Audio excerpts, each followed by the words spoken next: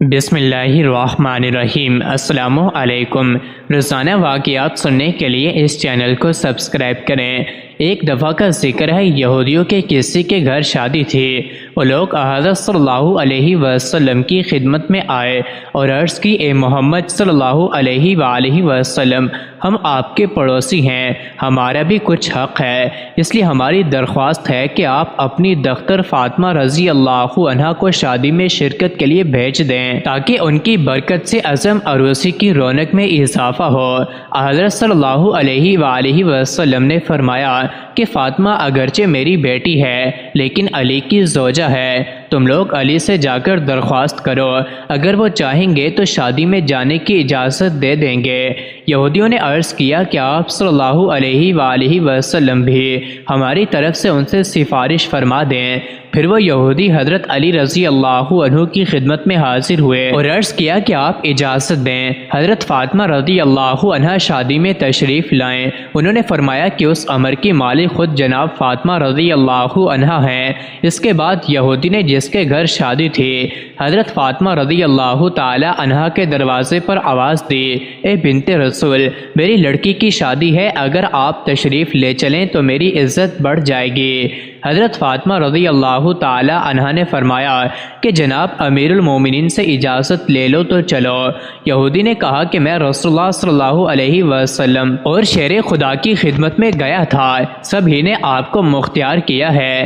حضرت فاطمہ رضی اللہ تعالی عنہا یہ سن کر متفکر ہوئیں۔ اتنے میں جناب رسول اللہ صلی اللہ علیہ وآلہ وسلم خود تشریف لے آئے۔ حضرت فاطمہ رضی اللہ عنہا نے فرمایا، بابا جان، یہودیوں کے ہاں سے آدمی آیا ہے، آپ صلی اللہ علیہ وآلہ وسلم کیا فرماتے ہیں، اس کے گھر جائیں یا نہ جائیں؟ آپ صلی اللہ علیہ وآلہ وسلم نے فرمایا، فاطمہ تمہاری مرضی ہے۔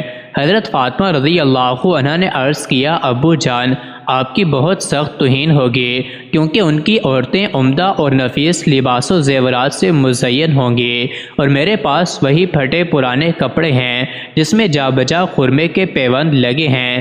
رسول اللہ صلی اللہ علیہ وآلہ وسلم نے فرمایا، اے بیٹی، اسی حالت میں جاؤ جو مرضی پہنو۔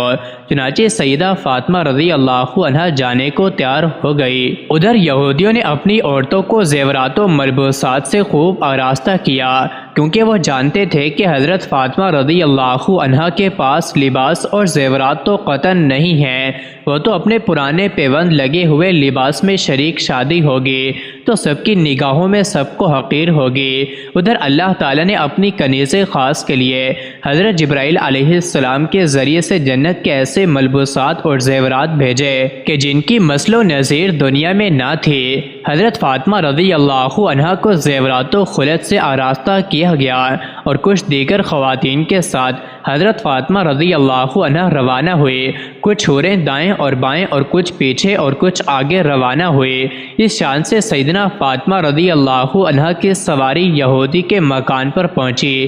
جو ہی آپ رضی اللہ عنہا یہودی کے مکان پر پہنچی، تمام مکان آپ رضی اللہ عنہا کے نور سے روشن ہو گیا اور ایسی خوشبو پھیلی کہ دور دور تک محسوس ہونے لگی۔ یہ تجمل و وقار دیکھ کر تمام یہودی عورتیں بے ہوش ہو گئیں۔ تھوڑی دیر کے بعد سب کو ہوش آیا مگر دلہن کو ہوش نہ آیا۔ لاکھ تدبیریں کی مگر سب بے سود ثابت ہوئیں۔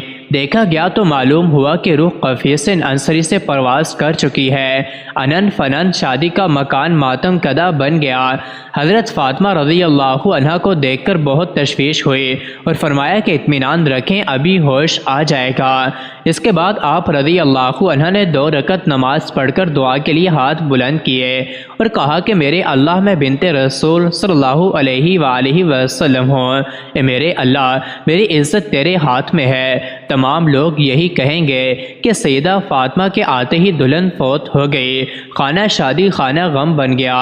کچھ دیر نہ گزری تھی کہ آپ رضی اللہ عنہا کی دعا قبول ہو گئی اور دلہن کلمہ شہادت پڑھتی ہوئی اٹھ بیٹھی اور کہنے لگی، میں شہادت دیتی ہوں کہ اللہ ایک ہے، نہ اس کا کوئی شریک ہے، محمد مصطفیٰ صلی اللہ علیہ وآلہ وسلم حق رسول ہیں، اور حضرت فاطمہ رضی اللہ عنہ ان کی دختر ہیں۔ آپ رضی اللہ عنہ مجھ کو مذہب اسلام کی تعلیم فرمائیں، اور اسی طرح صدقے دل سے وہ عورت مسلمان ہو گئی۔ حضرت فاطمہ رضی اللہ عنہ کا یہ اعجاز دیکھ کر تمام یہودی مرد و خواتین مسلمان ہو گئے اور بڑے عزت کے ساتھ آپ کو گھر سے رخصت کیا۔ سارا ماجرا حضور اکرم صلی اللہ علیہ وسلم کو سنایا گیا تو یہ سن کر آپ صلی اللہ علیہ وسلم نے اللہ کا شکر ادا کیا۔ مزید ایسی ہی ویڈیوز کے لیے چینل کو ضرور سبسکرائب کریں۔